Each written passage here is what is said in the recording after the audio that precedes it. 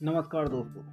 आज हम आपके लिए बीएनएस की सारी धाराओं को याद करवाने जा रहे हैं, क्योंकि हमारे चाहे दैनिक जीवन हो या परीक्षा की दृष्टि से ये धाराएं इम्पोर्टेंट है।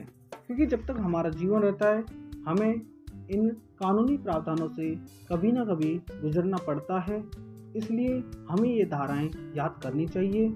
आइए हम शुरू करते हैं बिना टाइम वेस्ट करे। उससे पहले आपसे विनम्र निवेदन है, चैनल को लाइक करें, शेयर करें और सब्सक्राइब करें। धन्यवाद। तो शुरू करते हैं। सबसे पहले है बीएनएस की धारा 1। धारा 1 में क्या है? संक्षिप्त, शीर्षक और विस्तार व प्रारंभ के बारे में बताया गया है कि बीएनएस कब से प्रारंभ हुई। बीएनएस वैसे तो 1 जुलाई 2024 से लागू हो गई है, लेकिन 25 दिसंबर 2023 से इसे एक्ट के रूप में पारित कर दिया गया है। दूसरे में परिभाषाएं दी गई हैं। इसमें कहा गया है कि परिभाषा में कहा गया व्यक्ति कौन होता है, सरकार कौन होते हैं, अपराध क्या होता है, महिलाएं क्या होती हैं, बच्चे क्या होते हैं, जीव जंतु क्या होते हैं, इन्हीं के बारे में बीएनएस की धारा 2 में कहा गया है। धारा 3 में सामान्य स्पष्टीकरण और अभिव्यक्ति व्यक्त की गई है। सामान्य स्पष्टीकरण और अभिव्यक्ति के बाद फिर है धारा 4 में दंडों के प्रकार बताया गया है। हमारे कानून में 4 प्रकार के दंड हैं। कुछ दंडों को घटाया गया है, कुछ को बढ़ाया गया है।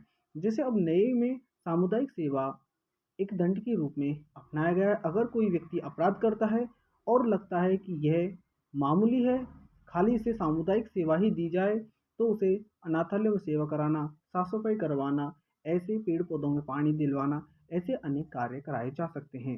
वैसे दंड के प्रकार हैं मृत्युदंड, आजीवन कारावास और जुर्माना, ये आदि, अर्थदंड या आदि इसमें दंड के प्रकार हैं। धारा 5 कहती है मौत या आजीवन कारावास की सजा को कम करना।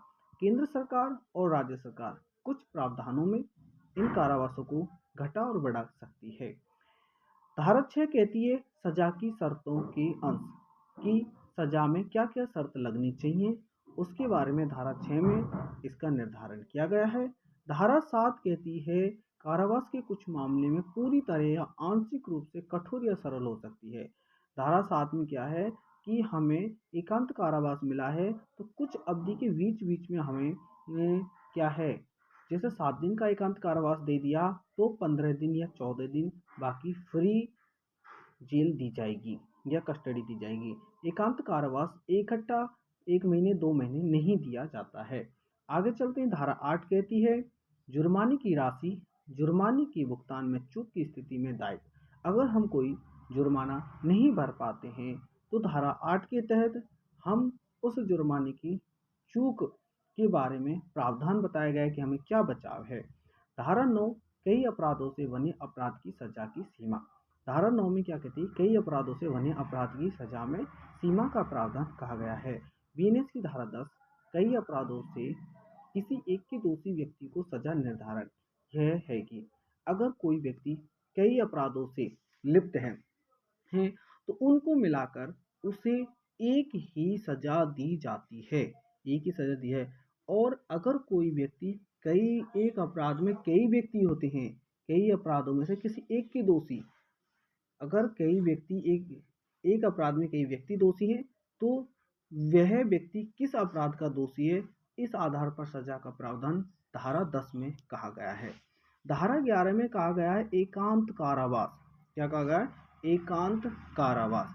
एकांत कारावास के बारे में प्रावधान धारा 11 में बताया गया है, क्योंकि हर जो बड़े से बड़ा क्राइम करता है उसमें उसको एकांत कारावास दिया जाता है।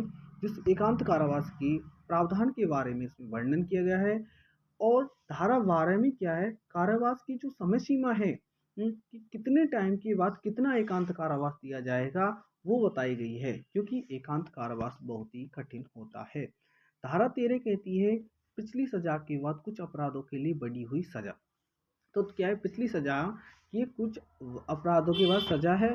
जैसे कोई व्यक्ति बार बार अपराध की पुनरावृत्ति कर रहा है, बार बार अपराध की पुनरावृत्ति कर रहा है, तो उसके बारे में भी प्रावधान धारा 13 में दिया गया है। अब है धारा 14। धारा 14 कहते हैं कानून द्वारा वादे किसी व्यक्ति द्वारा किसी भी द्वारा किया गया कार्य या खुद को बाध्य मानकर तथ्य की भूल से किया गया कार्य अगर कानून कोई आदेश देता है और वह व्यक्ति कानून की रक्षा में रहकर कार्य करता है तो उसके द्वारा किया गया कार्य अपराध नहीं है। धारा 15 कहती है न्यायिक कार्य करते समय न्यायाधीश का कार्य। अगर न्यायिक कार्य करते समय कोई न्यायाधीश कार्य करता है तो वो अपराध की श्रेणी में नहीं आता है। क्या नहीं आता? अपराध की श्रेणी में नहीं आता है। धारा 16 कहती है न्यायालय के निर्णय या आदेश के अनुसार किया गया कार्य।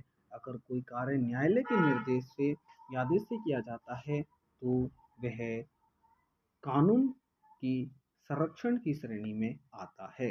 तो चैनल को लाइक करें, शेयर करें।